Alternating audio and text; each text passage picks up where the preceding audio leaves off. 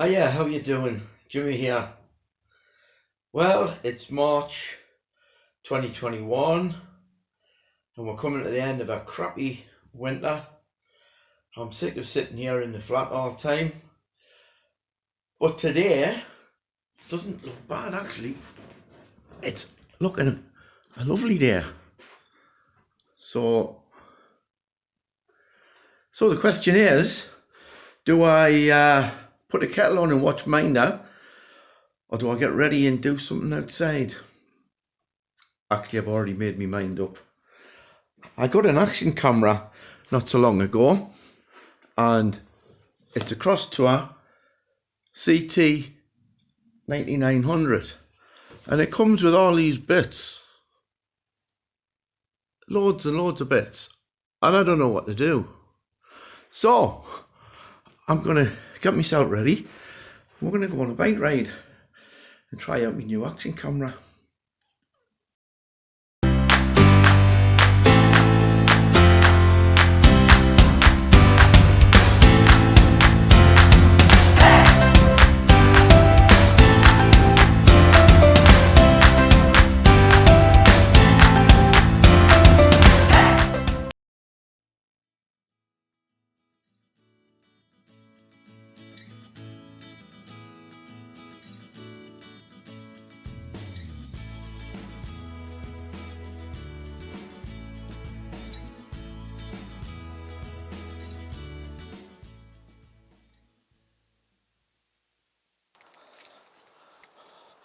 Well, I hope you can hear me. The picture on the phone camera doesn't look too good, but we'll press on. If you've seen me before, you might remember I got this action camera back in November, but we had a bit of a problem with the microphone and it had to be sent back. So Deb was doing it because it was a birthday present to me. So there was emails going back and forwards, and it took till recently to get it sorted out. And what's actually happened is they've sent me another camera and they don't want the original one back. So I've got two action cameras. So I've never done much with them because I didn't want to mess on in case the first one had to go back.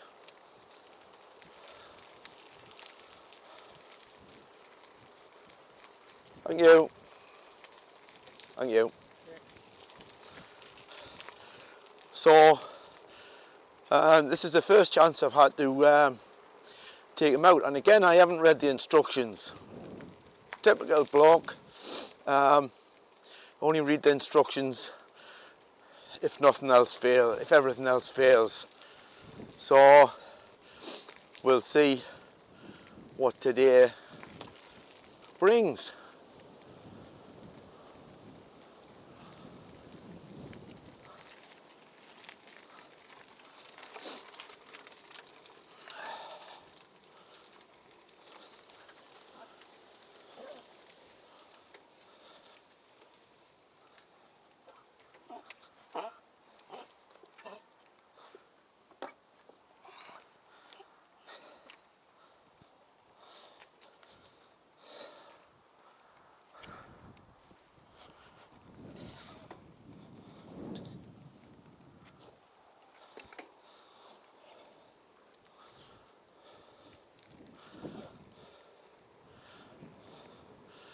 Right, there's a little seat here. I'm just going to stop and change the cameras over, and then we'll carry on.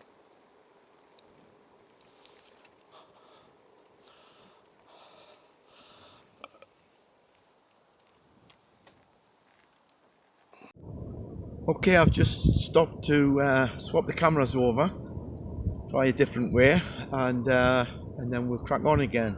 I'm just going to say, you probably know I'm no photographer, and if you don't, you soon will. So apart from telling you the settings I've set the camera to, I'm not going to say too much about the filming as I'm doing it. I'll tell you what I think at the end. So all I'm going to do is do a northeast tourist board sort of filming the area around Whitley Bay, and you can make your own mind up what the camera is like by the footage. So crack on with that.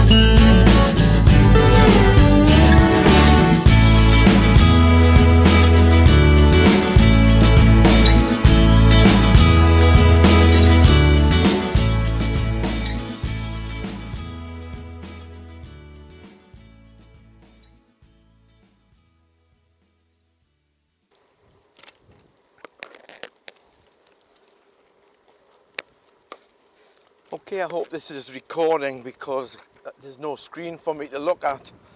We're heading south along the links in North Whitley Bay.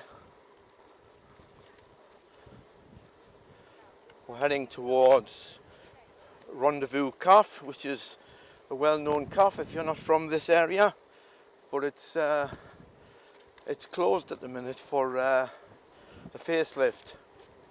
It's costing £1 million, just this little bit here, and it's due to open any time now.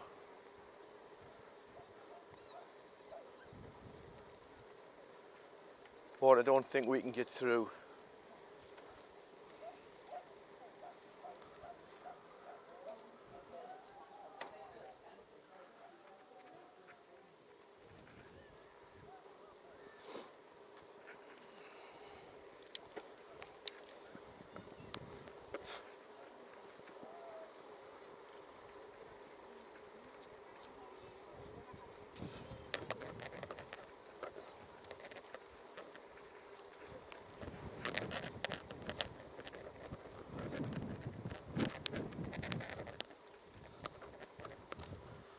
This is the path we should have took.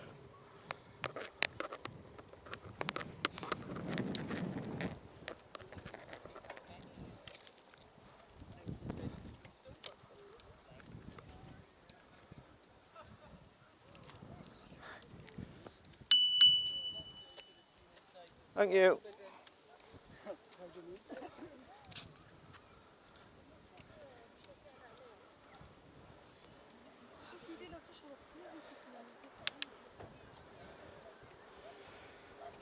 And now we're on the top path, which goes over the Rendezvous Cafe in a second. But again, I think this path is closed. We're going to have to go around the car park. I hope you can see the Spanish City,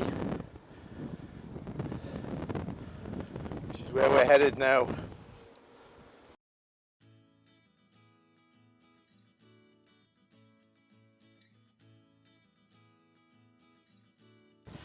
Yeah, this is due to open any day now, I think. It's been closed for a few months.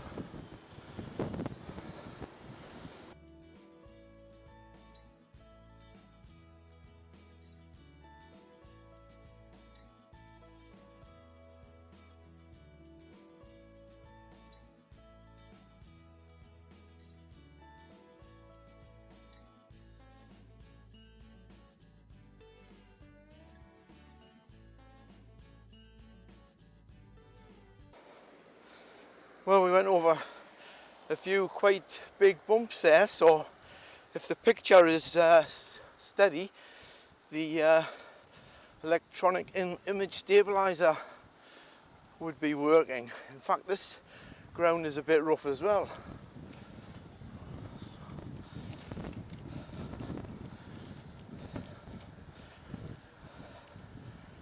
Back on the path in a second.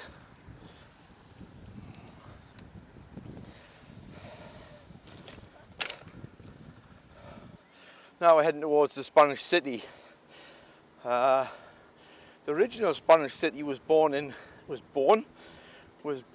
in 1910.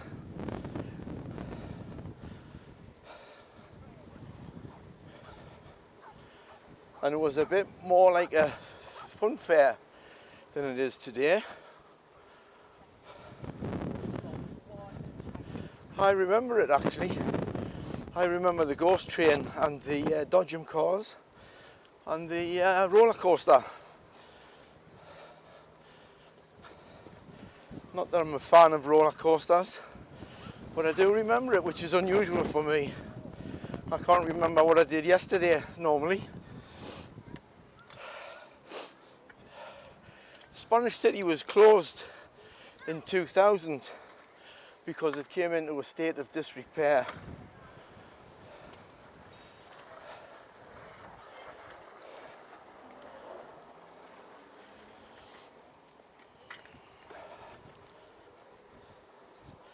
And they spent £10 million on it and opened the facelift Spanish City in 2018. I believe it was July 2018. I've got a drone YouTube film of the Spanish City 2 weeks before it opened, if you're interested.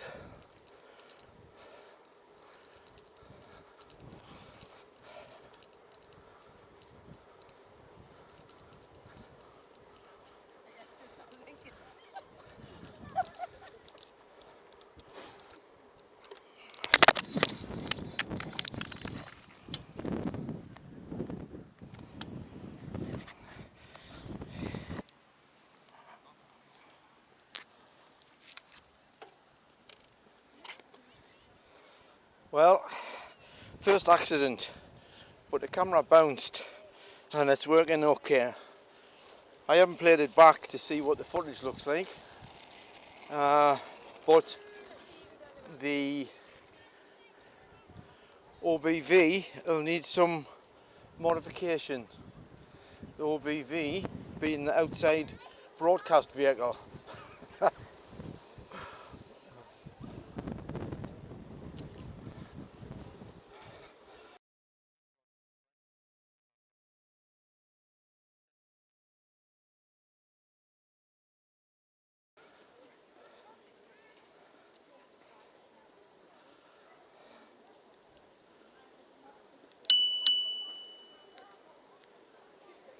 Thank you.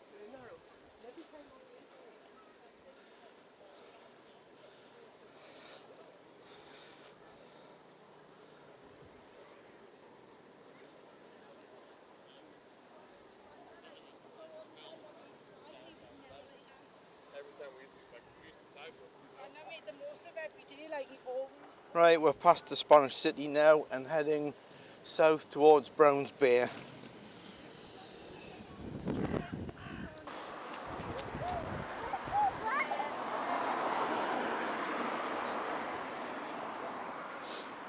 Okay, if we just take this little cut on the left, that'll bring us down to Browns Bay, where the scuba divers of the northeast go. It's a popular dive site. Browns Bay and the lighthouse. And I'm going to stop here because I'm starting to warm up. I think I might take my sweatshirt off and my hat.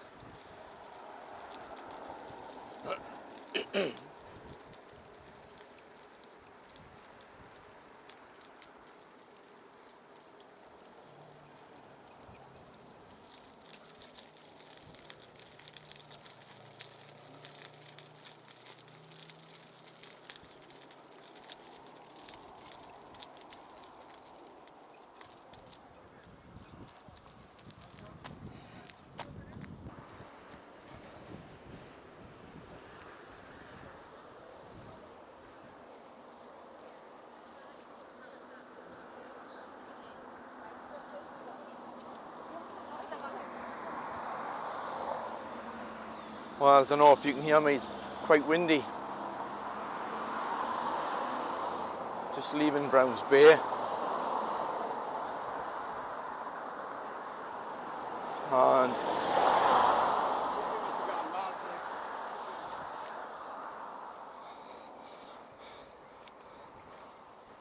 also had a bit of an issue with the mic. It won't stay on my t-shirt, so I've had to clip it to the bag of the bag that I've got on my back. So I don't know about that.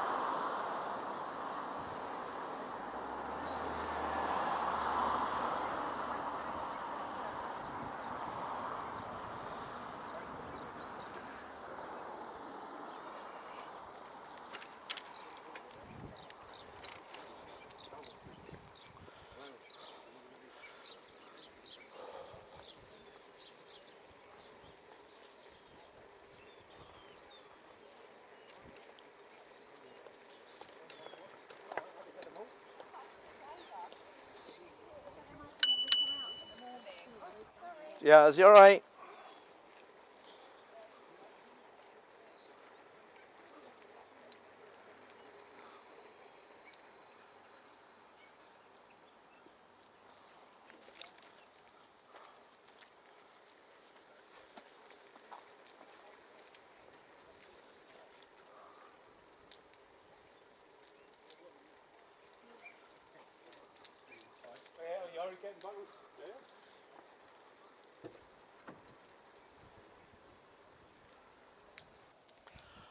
Well, I've just stopped here for the view. I hope the camera's pointing in the right direction.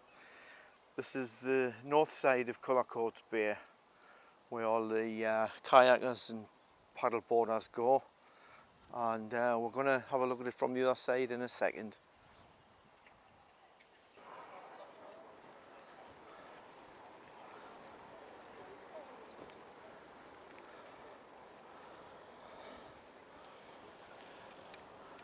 Having a few issues with my equipment here, not necessarily the camera, the modifications I've done.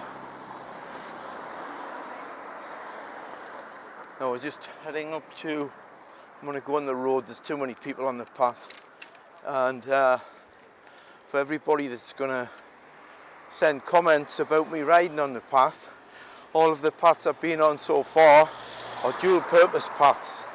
They're cycle paths and pedestrian paths.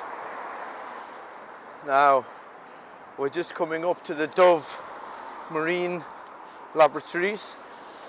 Did I say that right? The Marine Labs, and they're owned by Newcastle University. And Crosstour is quite busy today. Everybody knows the good weather is coming to an end in a couple of days.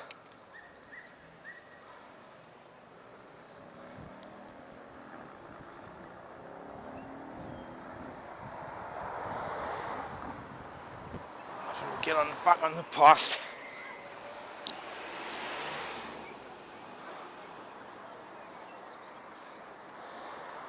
I know what it is, it's the chip shop.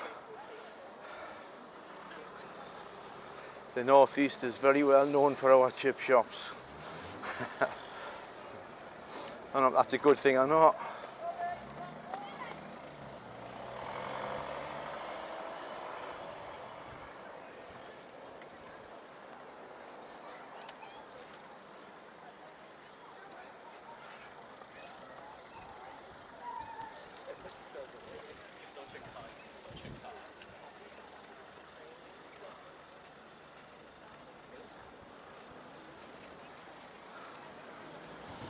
I don't know if the side camera is picking up the This is from the other side of the bay. I want to pull in a second.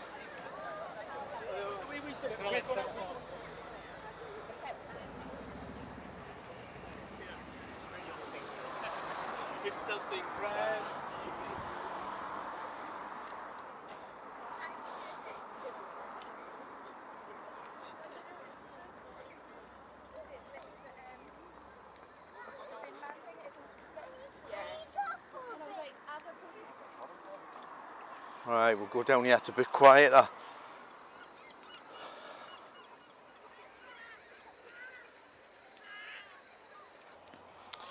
Well, this is Cullercoats Bay from the other side, and I hope I'm getting everything in the picture here. This is where all the water sports people go, paddleboarders, canoers, swimmers, and they're all making the most of it because in 2 days' time we're going to get snow, I think. Oh, I tell you what. Right. Do you know what those red lights are for? I bet you don't. Very interesting fact about Cullercoats. It's a navigation system for boats, because this used to be many years ago, this was a working harbour, and to navigate the boats in, see the two red lights? There's one over the road and there's one here. Now they're much more visible at night, and what they are, we've done this with the diving actually, on a night dive.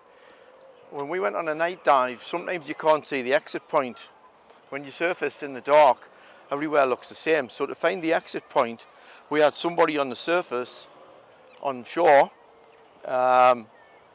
with two torches, one mounted lower and forward and another one higher and further back. And what you do is, if you get the two lights aligned, that's your path in. I don't know if you'll understand what I'm saying. It's really clever, it does work. And that's what they are. They're to guide the boats into Cullercoats Bay.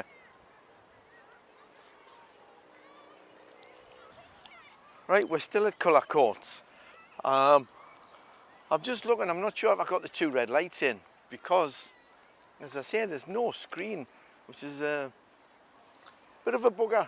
You can't see what you're taking. There's a red light there, and there's a red light over the road. I don't know if I'm doing this any better either. But, right. And that's where we're going now. I don't know if you can see the ruins of the castle. That's the Priory Castle. Now we're heading that way, but there's a couple of places of interest on the way.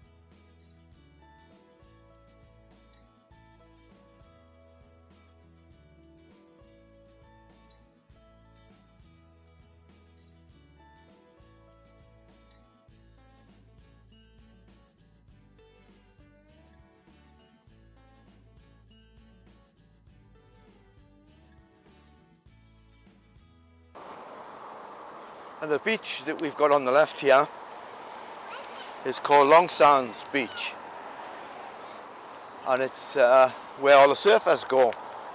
Every morning, sometimes before it's even light, you'll see loads of surfers. Long Sands is a good place, I'm told. It's a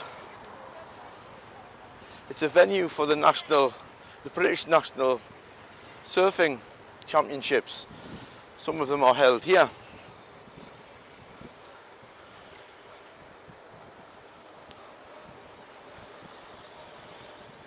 We've got Sea Life Centre on the right,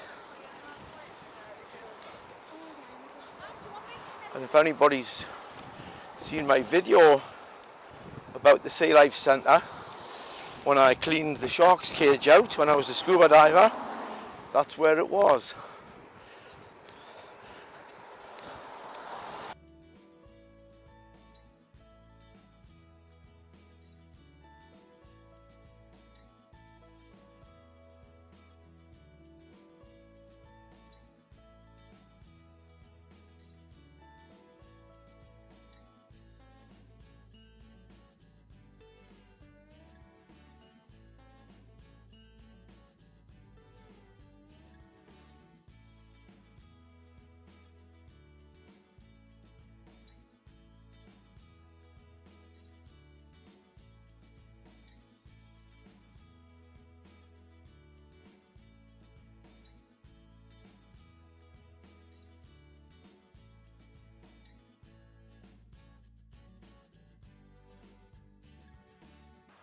Well, we're still at Long Sands. This is from the south side, the other side from Cullercoats. And you can see Cullercoats in the background, hopefully, if I'm pointing the camera in the right direction. And you'll see the beaches are quite popular today. Does nobody ever work? I don't know. This is a weekday. Everybody should be at work. Now, I don't know if you can see Tynemouth swimming pool below me. And there's plans to put an Olympic high diving board in there in the summer, so that'll be good. No, this used to be Tynemouth outdoor swimming pool, and it was really nice in its day. There's only little bits and pieces of it left. There used to be changing rooms and showers and all sorts. Been in there many a time when I was a little lad. The Priory, we're getting closer. We're going to be there in a minute. This is called King Edward's Bay. Lovely little beach, very sheltered. A lot of people like to swim here. I just found out very recently, Deb, that this used to be called Short Sands. And we've just come past Long Sands, so that was Long Sands, this is Short Sands. Now it's called King Edward's Bay. And we're very near the Priory. Well, it's time to find out what I thought. But before I do that, I'll apologise for the abrupt end to the video. The reason for that was the memory card ran out of memory. But that's probably a good thing, because I had planned to bike to the Royal Quays, which is quite a bit further on, and quite a few points of interest on the way. So if I had gone all the way to the Royal Quays, the video would have probably been 2 or 3 hours long. And something else I might as well apologise for while I'm apologising. Some of the shots weren't exactly in frame, but I left them in so you could see the difficulty you have when you can't see your screen. Well, before I get into what I think, there's something I think I should say first. The very first camera, the faulty microphone camera that we got, arrived, and before I even noticed that the microphone wasn't working, when I used to turn it on, the picture used to roll, scroll, just like old televisions did when the horizontal and vertical holes weren't right. It's just like that, and I couldn't sort it out. And when we told the seller, they sent us a firmware update, which we did, and it did put the fault right. It wasn't that hard to do, but there again, I'm used to doing firmware updates with my drone, and the drone updates are much more complicated than the camera one. This was quite straightforward, but if you're not technically minded, this might put you off. And anyway, then we had the fault with the microphone, and Deb sorted that out because she bought it as a present for me. And there was to and fro's emails, and then they replaced it with a second camera, but they didn't want the first one back. And lo and behold, the second one had the same problem on with the scrolling picture. So we had to put the firmware update on that one as well, and it rectified that one as well. Now, I've never heard of this fault on this camera before. Before I bought it, I looked at reviews myself. Nobody mentioned having to do this. So I don't know, might have just been the seller I bought it off, might have got a batch of maybe his old ones, or I don't know. Just thought it was worth telling you. Quickly run over the settings I had the camera set to. Both of the cameras were set to the same, and I'm talking about the action cameras here, not the phone. I didn't use the phone much. 90% of the video was filmed on the action cameras. I had the resolution set to 720 60 frames per second. I had the wind noise reduction turned on. I had the sound recording turned on. The mic option was external mic. The zoom was fully zoomed out throughout the whole video. I had the electronic image stabilizing systems turned on. The EV, now this is something I'm not that familiar with because I'm not a photographer, so I've written it down. EV stands for exposure value. Now, if you've got something like a DSLR, the exposure value is the total value of the exposure, and it's altered by different things that you can set on a DSLR, which you don't necessarily set on an action camera. Things like shutter speed, aperture settings, white balance, and ISO. Now, that's all for photographers. Don't worry about that. I'm an absolute beginner, not a photographer. All you need to know is the minus settings makes the picture brighter, and the plus settings make the picture darker. And the 7 settings you have is -3, -2, -1, 0, +1, +2, +3. As I say, brightness and darkness. That's all you need to know. Now, you've probably seen there was a few issues on the video. They were mainly caused by my modification of the bike, not so much the camera. Now, some of the downsides of the action camera, you'll probably know what my first choice is. It's the lack of a screen, because when you're doing a selfie style picture, you can't see what you're taking. You just have to point the camera where you think and keep your fingers crossed. Another thing is, with it being a very small camera, see how big it is, it's a tiny camera. So the buttons, there's buttons on the front, there's buttons on the top, there's buttons on the side, all sorts of touch screen. So if you're a bit clumsy like me, you sometimes catch buttons when you don't mean to. So I'll give you an example. Sometimes you start the video thinking it's a video, but you've caught it and you've actually taken a photograph. Turning the camera on and turning it off, you've got to make sure you have turned it on when you want it on, and you have to make sure you've turned it off when you turn it off. I forgot to turn it off quite a few times because the picture goes off to save the battery, and when you stop, you push the button and you hear the beep, and you think you've turned it off, and you might be doing something, go back, and you find that the camera's been recording all the time. So you have to make sure. I've looked now to make sure that the video has stopped recording. The first clip in the in the crematorium, I don't know if you noticed that my mouth was moving, but there's no voice. I was certain I had turned it on, and when I played it back and checked the camera, the sound recording wasn't turned on. So I didn't know whether I caught it with my finger or I had just forgot, or I originally thought that it might go back to a default setting when the camera's turned off and you had to reset it when you turn it on, but I don't think that's the case. I think it was one of the first 2 options. So as I say, little camera, you've got to be careful to watch which buttons you're pressing. Also, when you're putting it in and out of the brackets, you sometimes watch how you're holding the camera, because you can touch the buttons and move it, but you get used to that. There's a bit of an issue with the external microphone as well. It's not a very sturdy mic.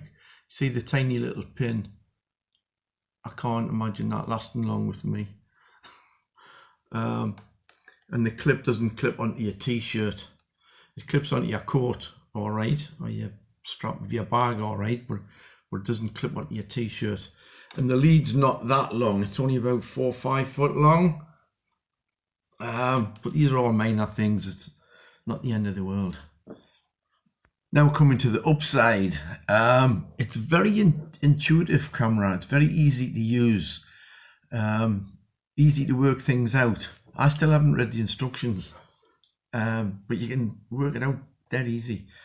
And I'm no expert, but the footage looks good to me. And that's only on the lowest setting, 720, 60 frames per second. It does 4K. Only downside of that is the file would be very big. But yeah, the footage looks fine to me. It's a rugged camera, as you could tell when I fell off my bike. It just bounced. It was on tarmac and it just bounced. Picked it up, switched it on, it working fine. And it comes with a boatload of brackets and clips and housings, waterproof housing. I think if you buy a GoPro, you've got to pay extra for all that. And the price, it's for what you're getting, it's a real good price. I bought it on a special weekend, sale thing on a weekend. I think it was £54, but Deb paid for it because it was a birthday present to me. So I just told her what I wanted and she bought it. I think it was £54. So it's good value for money. Well, to sum up, it's not perfect, but it's all things considered, it's I think it's quite good. Having said that, this is the only action camera I've had any personal experience with, so I've got nothing to compare it against. But for value for money, I think you probably can't go wrong. I think you have to play with it, get used to it, get used to checking that you've turned it off, checking you've turned it on, all these sort of quirks. I think it'd be fine once you've played with it for a while. I definitely don't regret buying it. As I say, I'm not a photographer, but I definitely don't. I'm going to have some fun with it in the summer. I'm going to take it on the kayak. If I get my motorbike on the road, I'm going to take it on that. Yeah, I'm going to have some fun with it this year. So that's my second so-called review. So I'll be doing other things. So until the next video, you take care and thank you very much for watching.